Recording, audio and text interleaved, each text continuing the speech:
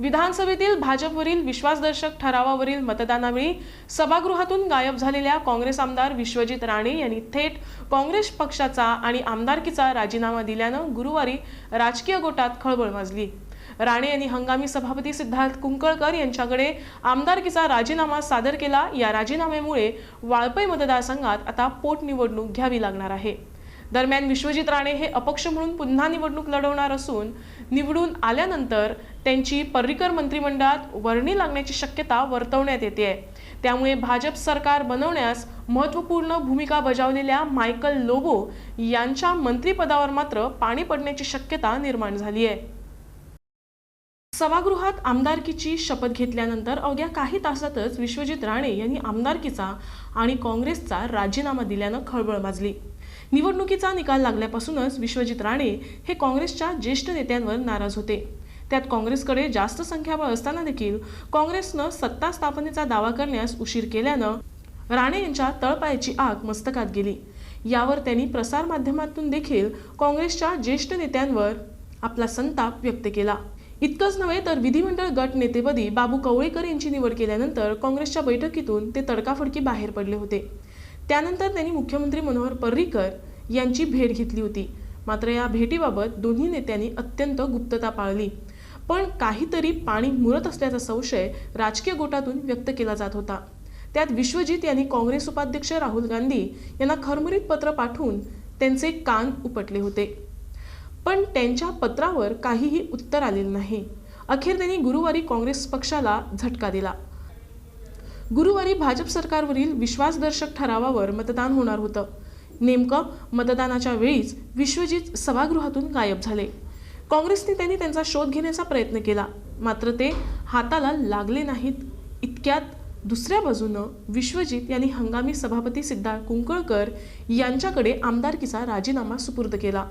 तसंच त्यांनी काँग्रेस पक्षाचाही राजीनामा दिला। या प्रकारामुळे काँग्रेसला पहिलं खिंडार पडलं।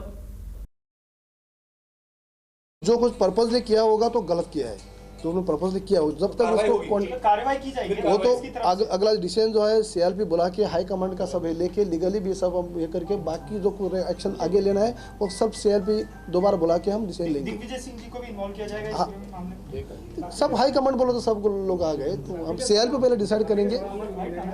हाँ ऑफकोर्स इन्व्हायटेड असं म्हणून तर सगळ्यांनी साईन मारली नो, सगळ्यांनी साईन मारली आणि तो सुद्धा करेक्ट तेच ते आम्ही कळटा आमकां फायंड आउट करपा जाय कित्या लागून तो ना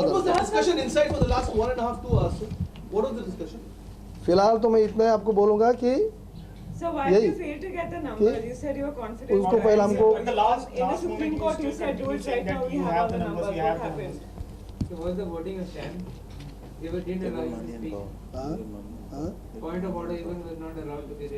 देखिए कि मैम को उसको कांटेक्ट करने जा रहे हैं और उसके बाद में हम दोबारा बोलेंगे।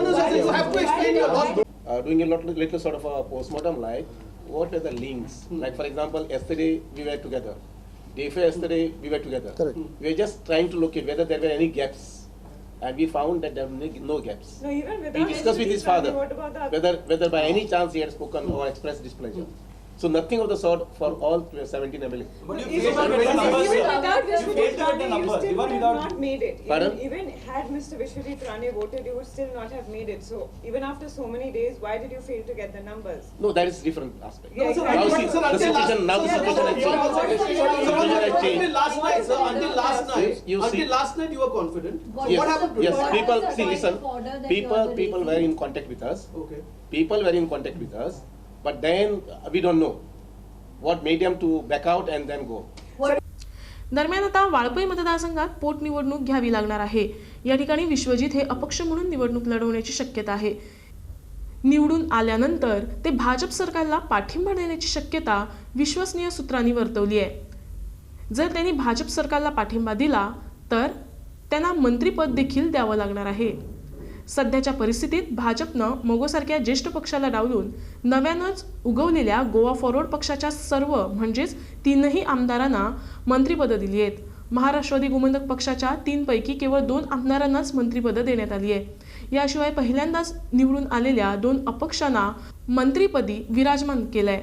भाजपनं स्वतःच्या केवळ 3 आमदारांनाच मंत्रिपदे दिली आहेत, त्यामुळे केवळ 2 मंत्रिपदं बाकी उरली आहेत। आता यातील एक मंत्रिपद विश्वजित यांना दिल्यास केवळ एकच मंत्रिपद शिल्लक उरते. आता हे मंत्रिपद कोणाच्या नशिबात आहे हे बघणं मनोरंजक ठरणार आहे. कारण भाजपला सत्तेची शिडी चढवण्यासाठी आमदार मायकल लोबो यांनी अतिशय महत्त्वपूर्ण जबाबदारी पार पडली होती. तसंच ते अतिशय सक्रिय आणि धडाडीचे तसंच अनुभवी नेते आहेत. याशिवाय दाबोळीचे आमदार माविन गुदिन्हो हे निवडणुकीपूर्वीच काँग्रेसला सोडचिठ्ठी देऊन भाजपवासी झाले होते. त्यामुळे त्यांना देखील डावलता येणार नाही. त्यामुळे एका कोणाला तरी मंत्रिपदाचा त्याग करावा लागणार आहे. आता आपल्या निष्ठावंत कार्यकर्त्यांना दुखवून भाजप नव्यानं पक्षात आलेल्यांना मंत्रिपद देणार का याकडे कार्यकर्त्यांच्या नजरा लागून आहेत.